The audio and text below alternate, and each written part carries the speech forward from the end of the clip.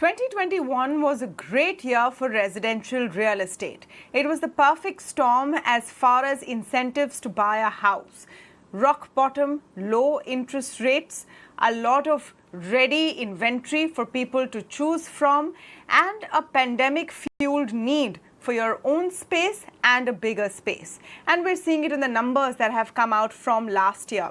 So according to ANAROCK, for example, housing sales rose 71% in 2021. Knight Frank says residential sales grew by 51% year on year. This is, of course, in the top 7-8 cities. The question now is, what happens with Omicron? Does that same need to continue buying a house now is something we will see sustaining in this new year? Is residential real estate going to continue its hot streak? And where will you see the best picks? Are we also going to see the same kind of prices, considering input costs have gone up for the sector as well? To speak on some of these issues, I'm joined now by Prashant Thakur, Senior Director and Head Research at ANAROCK Group, and Gulam, Executive Director at Knight Frank, also joins us on the show. Welcome to both of you, and thank you so much for speaking with us this evening. Mr. Zia, let me begin with your overview of 2021. And was that an outlier year for the industry, or do you see that upswing continuing? Well, I think you have packed in all the questions that we would have discussed today in one. Let me try to do justice to what you have asked. To start with, yes, 2021 was definitely an outlier. More so of an outlier because almost after 7-8 years of depression in housing market have we come across this year where everything seems to have turned around completely.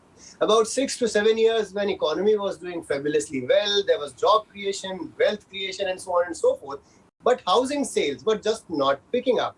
So a lot of these efforts, whether from government agencies and banking sectors, etc., have really not been able to enthuse the buyers as much to come out and start buying. Perhaps that's exactly what, as you're talking about, the silver lining. Like when we are cursing the pandemic, at least real estate has to really look up to it, because pandemic was the one which really kicked the whole momentum, started all over again. So 2021 was all about that. The second wave brought the buyers back into the home market and the transactions have started shooting up. In fact, as our numbers suggest that this kind of transaction numbers you're looking at in many markets haven't happened in last 10 years. So that is exactly, to sum it up, 2021 was a fabulous year for the real estate, especially home markets. And the way things are looking up, I don't believe that the party shall stop so soon.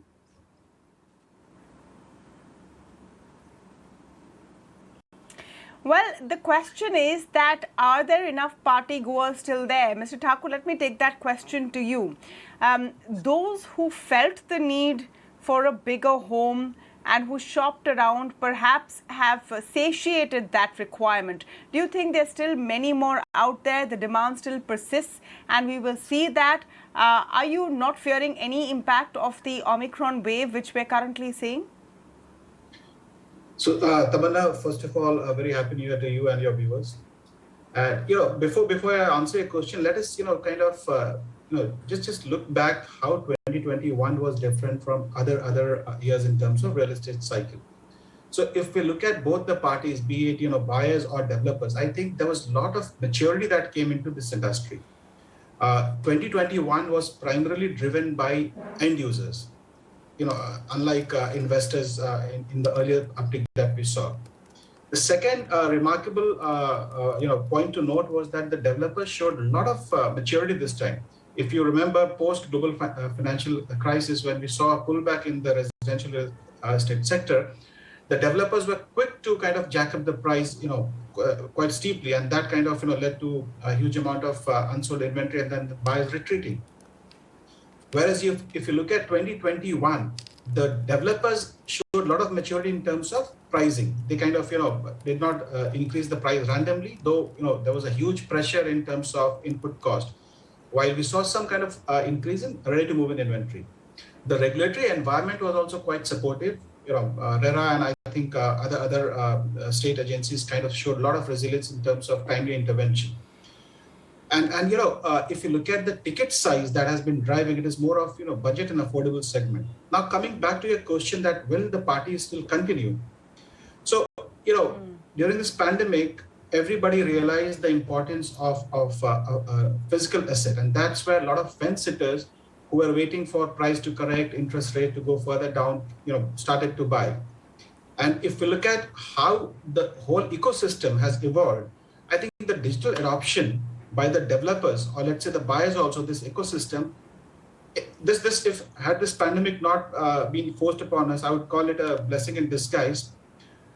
We would have been, adopting to this digital journey. It would have taken more than 20 years. We covered that thing entirely in 1 year. So the sector is more resilient. The buyers are there, and the pricing is still very competitive. Interest rate, though it is expected to move upwards from the second half, I think will be still quite affordable. And if you look at a few of the policy intervention the state governments are announcing, for example, Maharashtra is thinking of extending the 50% premium discount on the other approvals, and they have also recently announced that there would be a waiver of registration tax if the property is below 500. So I think these are a precursor for the things to come. And if we look at the kind of pullback we saw after the second wave, which was really very deadly, and while people are saying that Omicron will not be that fatal, and thanks to the rapid vaccination we have, I think the party will still continue, and because the market is more robust now. If you look at the developers' balance sheet, they have also kind of been able to shed a lot of debt. If I talk about the listed space, they have brought down their debt by 37%. So I think the ground is set for a robust growth. I would put a caveat that the pricing discipline has to be there. We need to see where the equilibrium lies. But yes, I think at least first half we'll see the growth story continuing.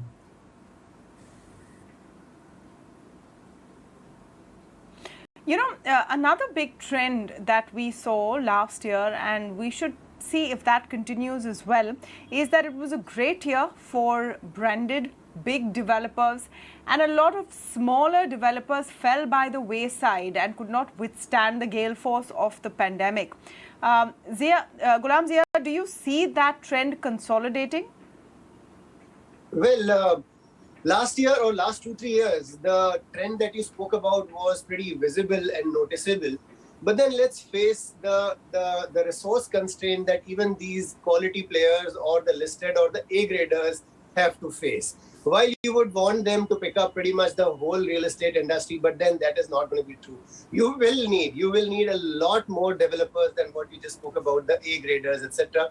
All and we have seen this every time the cycles turn. You do have new players coming into the market, and that is something which is expected all over again. So it is not possible that the whole space will be occupied only by the A graders. You will have to have the mid to lower end of the players as well in the market, and that is something which we'll expect to happen in times to come. So while in last couple of years, many of these projects have been cornered by the A-listers, the top developers, a lot of these projects are still stuck up. I'm sure this is one of the subjects we need to really talk about, that not everything is so rosy about it. There have been a lot of stuck projects which have been supported by even the government initiatives like Swami, etc. So there is a lot of work to be done in that side of market where things are not really so good. The listed developers have already picked up the good projects where there was enough of juice to be extracted out of it. The others are still out there, and we need to find some solution. I'm sure new fresh faces, new developers will come up in next times to come.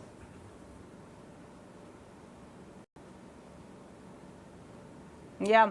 The other perspective that we have to understand is what are the prices going to be like. I talked about in the opening comments of this show the perfect storm that contributed to a lot of people sitting on the fence to wanting to buy a home. So whether it's good prices, low interest rates, and a need that arose because of the pandemic, all those factors were there. Mr. Thakur, do you think that the good pricing will continue? We've already seen prices inching up, and a lot of developers put it down to increasing input costs. Steel prices, cement prices, etc. have gone up. Do you see that being a hindrance to buyers? See, as I said earlier, that the pricing has to go up. But to what extent, that is kind of debatable. But again, having said that, this is clearly a buyer's market, and developers will have to understand that they cannot increase the price to an extent where the affordability becomes questionable, because this whole growth that we have seen in 2021 is based on the hypothesis of very, very good affordability. Now, in my opinion, taking into account the supply chain disruption that we have faced, the rise in input cost, I expect a price increase of 5 to 8%, because we also need to understand that few things are also acting in the favor of these new launches. With the land prices, reaching kind of equilibrium, with huge amount of influx of land coming in, and then a lot of projects are being launched in the peripheries, where the lands are quite competitive as compared to the city centers. So this would keep the price and the ticket size of the unit under check.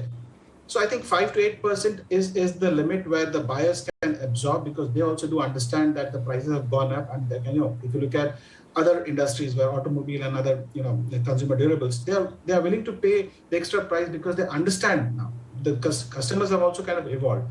But anything beyond that, I think would bring this affordability question under question mark, and that we can see some kind of disturbance happening. So that's the point I wanted to highlight. The price increase is required for survival, but it has to be in certain range bound.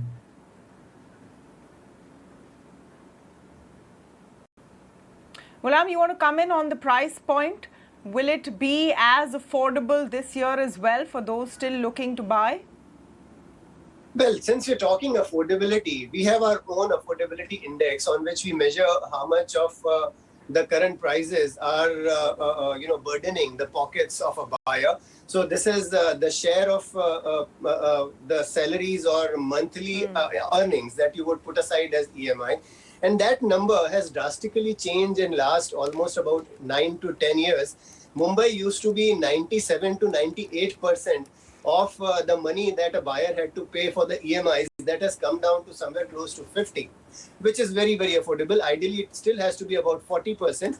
And except for Mumbai, all other cities are in that affordable range of below 40%. In fact, a few of these cities like Ahmedabad and Hyderabad, etc., are 27 to 28%, which is very, very affordable. So the point then is, when the things start turning around, how much of a burden the buyer is willing to take. As Mr. Thakur was also talking about, we will have to wait and watch, because ultimately it's economics is all about price discovery mechanism, and we will see that happening in times to come. But the moment it breaches the affordability limit, once again, the fear of the market retracting, the fear of the buyers not very keen to buy can turn around. However, globally we have seen that the prices of real estate have also will have to be in tandem with the prices overall. The input costs or even inflationary trends are to be taken care of. So about 50 to 100 bips over inflation is what I would normally peg the expectation of price rise. If it is not happening that way, purely because last so many years the prices have gone completely berserk. So while it has corrected in last 7 to 8 years, here on, if I have to look at any price recovery, it will have to be linked to inflation, nothing more than that.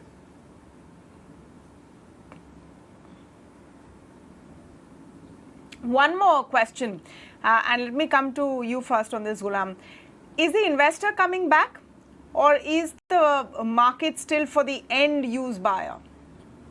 Well, I would still say it is not, first of all, good for an investor to take a punt right now. Because if we are yet looking at 4 to 5% kind of annual growth of prices, that is way lesser than the other alternatives are available for a buyer to look at. And real estate, with so much of a liquidity concern, selling an apartment is not as easy as selling your shares on the stock market.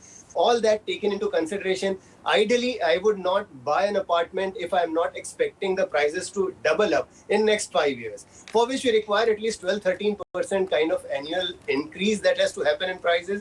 If it is not happening, then obviously this is not investors' market. And that is reflecting, as Mr. Thakur also pointed out earlier, that the buyers today are genuinely end users.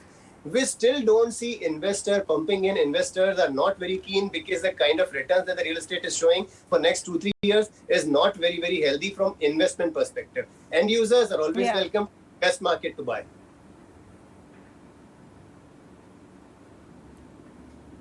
All right. So it is still a market for end users. Let's see if real estate continues.